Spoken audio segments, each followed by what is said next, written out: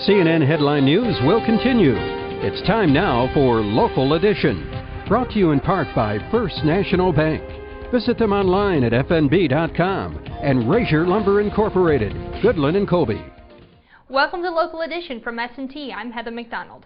Over 200 people gathered in Colby Monday to discuss the future of wind energy in the state of Kansas. The Wind Summit was one of several presentations that will be given throughout the state over the next few weeks. Wind energy is not a new topic, as turbines are being put up throughout the state. Most recently, a farm was completed along I-70 in Lincoln County, and ground was broken in Cloud County late last week for the largest wind farm to date in the state of Kansas. With much of the country in an energy crisis, with outrageous gas prices, and more locally, the debate over the future construction of the 2 coal-fired plants in southwest Kansas, the search is on for the most reliable and efficient form of energy. Recent wind arrays report that the turbines are projected to be generating power in the area at the very least 40% of the time, which is a high percentage no matter where you're at in the country. And although the wind definitely blows in northwest Kansas, is it the answer? That intermittency is, sometimes, wind's criticized for that, but keep in mind that nobody's paying anything for wind, and that, of course, the economics pencil out, and they've been quite profitable. Wind farms in Kansas generate less than 400 megawatts of power, but the small numbers are not due to the lack of interest, more because of the lack of policies. There is little to no state legislation to make wind energy work for Kansans, whether farms are owned by outside sources, community-based programs, or even locally owned turbines. Leases, however, are still being distributed on a massive level to many local landowners.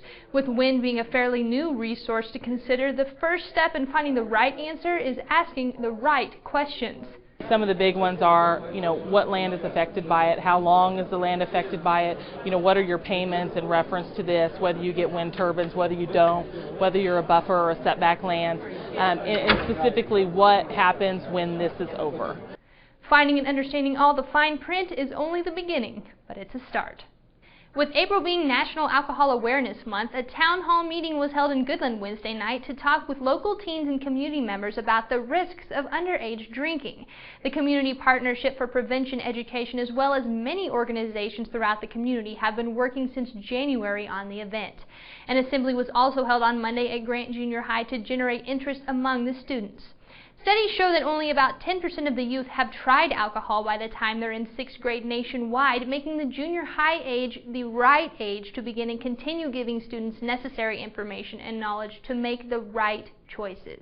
The one thing that we know beyond everything else is that if children know that they are supported in making right decisions, they are more apt to make right decisions. And by having that one positive adult in their life or 2 positive adults in their life that they can go to and have reliable information and feel supported, there is definitely a decrease in the risk behaviors that they participate in. Discussion was also held, as well as a DVD shown titled Brain Scans: Alcohol in the Teenage Brain, which focuses on the scientific facts that reveal how alcohol affects the still developing brain of a teenager. The goal for the evening was for at least 100 students of all ages, parents, and adults to attend, with well over that arriving as the evening began. Several church youth groups, the local SAD chapter, and many families took part in the event. Being such an important topic of discussion, 6 teachers from the junior high actually offered extra credit to those students who did attend. Alcohol is considered by many to be a gateway drug that, if abused, can lead to the use of other, more harmful substances.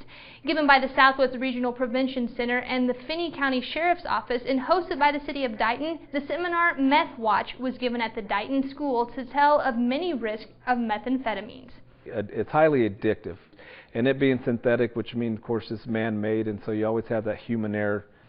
And it's the human error factor that can turn the nervous system stimulant into literally poison. Dealing with meth is not a new issue, however, it's becoming a growing concern, especially in rural areas. Because it can be cooked with regular household materials, ingredients are surprisingly readily available, and open, sparsely populated areas are the ideal locations. If suspicious materials or lab trash or even suspicious smells are encountered, contact local authorities immediately. That's your Local Edition. Stay tuned. CNN Headline News is next. Local Edition has been brought to you by First National Bank and Razier Lumber Incorporated.